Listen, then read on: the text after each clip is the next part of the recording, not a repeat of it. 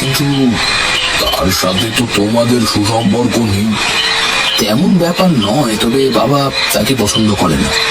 খুবই স্বার্থপর মানুষ বলে বাড়ির অনুষ্ঠানে এসে নিজের ভাগের বিষয় সম্পত্তি নিয়ে কি ঝামেলাই না করলো। কিন্তু যেদিন থেকে এমন বিষয় লক্ষ্য করেছো, সেদিনের পর থেকে মেয়েটি কি জল খাবার আগের নিয়মে খেয়েছে?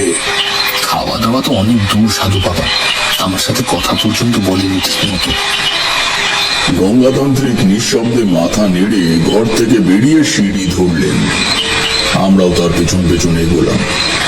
নিচে এসে উনি বললেন, আপনার বাড়িতে আর কোনো মহিলা নেই?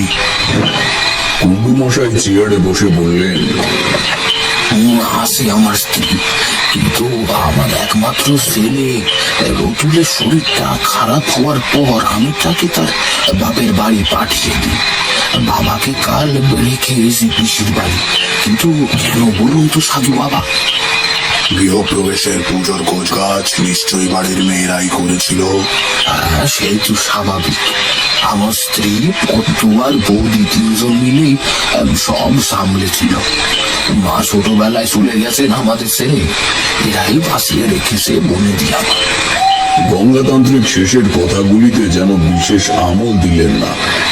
ওনার চোখ মুখ দেখেই বোঝা যাচ্ছিল যে কোনো একটা চিন্তায় উনি পড়েছেন।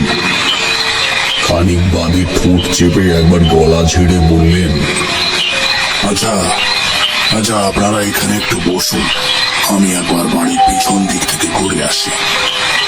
কোনো পন্থা পেলেন সাধুজি? পদ্মমায়ের উপরে কোনো দুষ্ট প্রেতাত্মা ভর করেছে, এই বিষয়ে কোনো সন্দেহ নেই।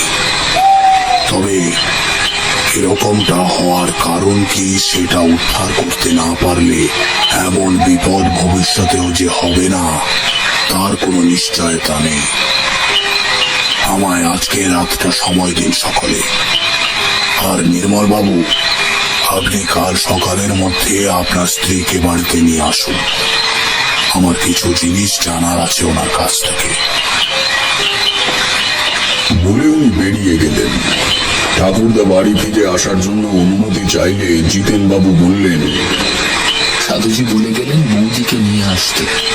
দাদাকেও তাহলে আজই বেরিয়ে যেতে হবে চক্রবর্তী মশাই। যদি খুব আপত্তি না থাকে আজকের দিনটা আপনি এই বাড়িতেই থেকে যেতে পারেন। প্রস্তাবটি ঠাকুরদা কিভাবে নিল জানি না, তবে আমার কিন্তু ভীষণভাবে মনোপ্রত হয়েছিল। ঠাকুরদা খানিক চুপ করে থেকে বললে, ঠিক আছে, তবে তাই হোক।